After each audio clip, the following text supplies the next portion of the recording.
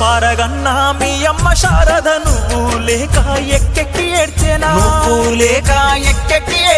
నడకలు నేర్పిన మీ నాన్న సమ్మయ్య నువ్వు లేక తల్లడిల్లేనా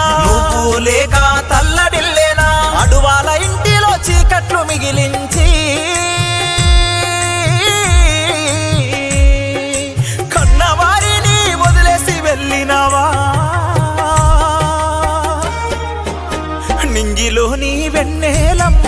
నింగిలోని వెన్నెలమ్మా బిడ్డ ఏడమ్మా